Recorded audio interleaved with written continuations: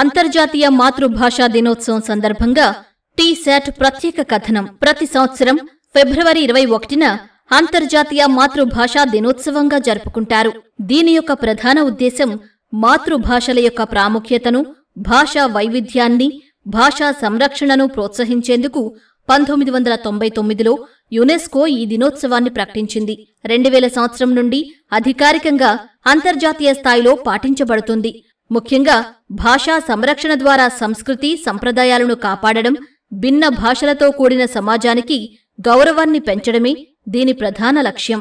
ఈ దినోత్సవం ప్రత్యేకత 2000 సంవత్సరం నుండి ప్రపంచవ్యాప్తంగా మాతృభాషల పరిరక్షణ, ప్రోత్సాహానికి అంకితంగా ఈ దినోత్సవాన్ని నిర్వహిస్తున్నారు. భాషా వైవిధ్యాన్ని కాపాడటం, మాతృభాషల యొక్క ప్రాముఖ్యతను ప్రపంచవ్యాప్తంగా తెలియజేయడమే దీని ప్రధాన లక్ష్యం. 2024 యొక్క థీమ్ ప్రతి సంవత్సరం ఒక ప్రత్యేక థీమ్ ఉంటుంది. ప్రపంచవ్యాప్తంగా వివిధ దేశాల్లో భాషా సంరక్షణ, మాతృభాషల్లో విద్యాభ్యాసం ప్రోత్సహించే కార్యక్రమాలు నిర్వహిస్తారు. ప్రతి సంవత్సరం ఈ దినానికి ఒక ప్రత్యేకమైన థీమ్ను యునెస్కో ప్రకటిస్తుంది. 2024 సంవత్సరానికి గాను multilingual education A necessity to transform education అనే థీమ్ ప్రకటించారు. చరిత్ర మరియు ప్రాముఖ్యత 1952లో బంగ్లాదేశ్లో బంగ్లా భాషా ఉద్యమకారులు ఫిబ్రవరి 21న తమ మాతృభాష హక్కుల కోసం పోరాడుతూ ప్రాణాలు కోల్పోయారు.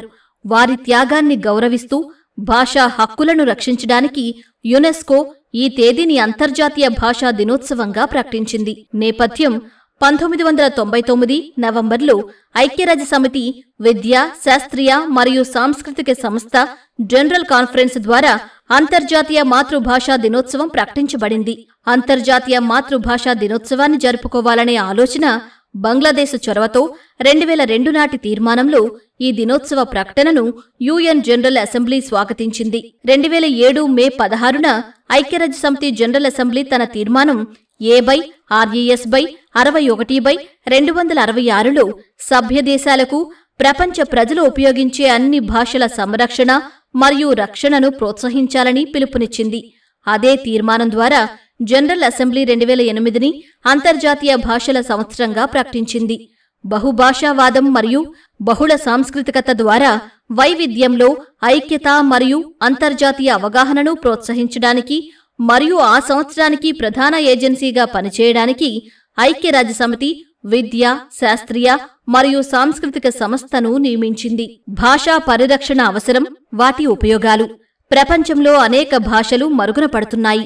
మాతృభాషలో విద్యాభ్యాసం వల్ల పిల్లల్లో సృజనాత్మకత, సమగ్ర అభివృద్ధి జరుగుతుంది. ప్రతి భాష కూడా ఆ సంస్కృతికి అద్దం పడుతుంది. అందుకే భాషలను కాపాడటం చాలా ముఖ్యం.